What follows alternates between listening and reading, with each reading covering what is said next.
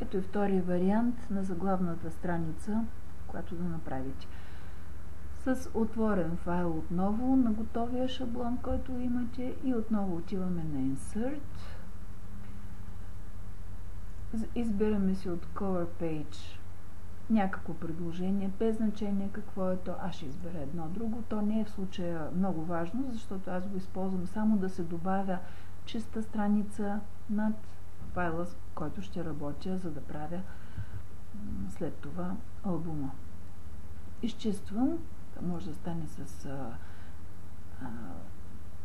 бутон Delete на десния клавиш, може да бъде от клавиатурата, но след това трябва да изрежа, за да се премахне цялата табличка, в която се съдържа този шаблон.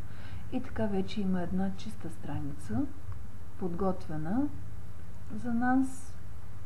Тя ще бъде заглавната страничка. Намалявам размера, за да я видим как изглежда. И така. Слагам си курсора там, където си мисля, че горе-долу е добре да се вмъкне заглавието. А заглавието ще го вмъкнем с помощта на WordArt. От WordArt избираме надпис, такъв по форма, по цвят, какъвто би ни харесал най-много. Примерно аз реших, че този може да ми свърши работа. Изписвам заглавието. Увеличавам размера на буквите. 36 ми се струва, че ще е маничко. Бих искала да пробвам с 60. И ето, надписа вече е готов. Когато увеличим този надпис, той изглежда сякаш е от някакви камъни там изграден. Добре. Но аз си мисля, че мога да го променя по някакъв начин този надпис. Готовите шаблони не ми харесват такива, каквито са за албума, който искам аз да направя. За това десен клавиш на мишката, формат WordArt. И какво имаме? Тук имаме цветове и линии, с които са изписани тези букви. Fill Effects. Fill Effects ни показва директно тази страничка, от която всъщност това е избрано. Виждаме веднага, разпознаваме, че образеца, който тук е използван, веднага си излиза в прозорчето. Виждаме откъде са дошли тези букви по този начин. Така, предлагам ви към Picture да се отправим.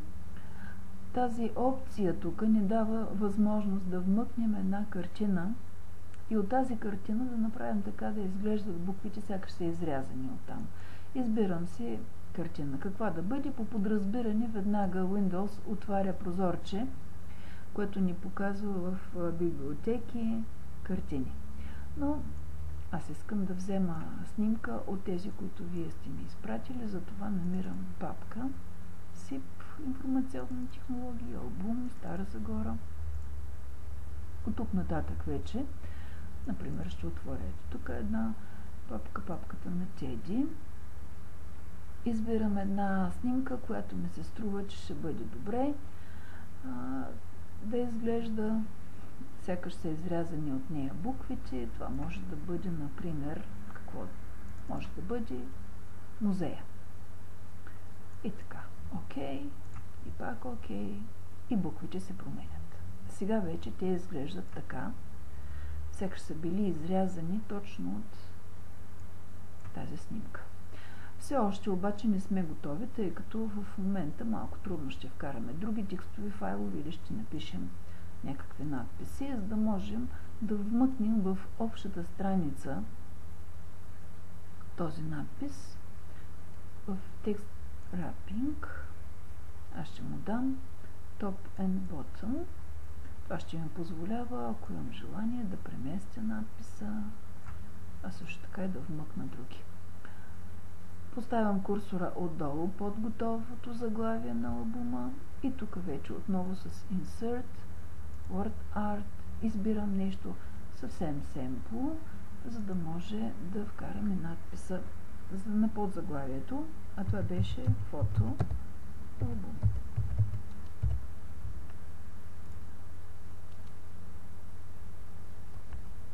И така. Вкарах и под заглавието фотоалбум. Разбира се, по същия начин можем да променим цвета, можем да променим даже и формата, ако искаме. Цвета можем да променим. Тук промених цвета на линиите, с които са очертани буквите, можем да променим как изглежда самия надпис. Ако му задам, например, тази форма, той променя своята форма.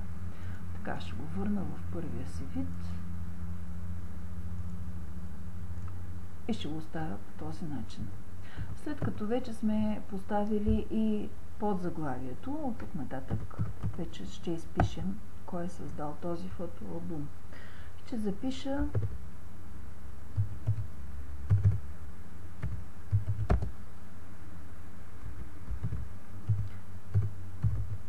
Железник, отдолу Стара Загора,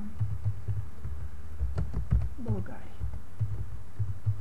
Естествено, че така написано изглежда прекалено невзрачно на фона на големите букви, които се съдържат в заглавието и подзаглавието. Затова маркираме надписа и променяме.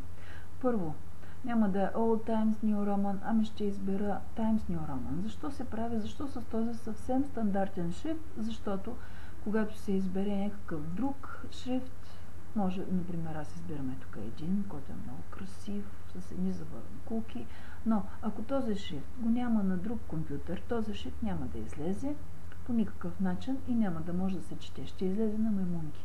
Така че вземам стандартния Times New Roman, но няма да е на 12, ще увелича, да речем 22, добре ми изглежда според мен, може би с болт, а може и наклонено да изглежда и по този начин. Ето, на този етап решавам, че точно така ще изглежда заглавната страница на този албум. Винаги по всяко време мога да се върна обратно и да променя нещо, ако искам. За сега остава така. След малко, как точно ще оформим страниците на албума.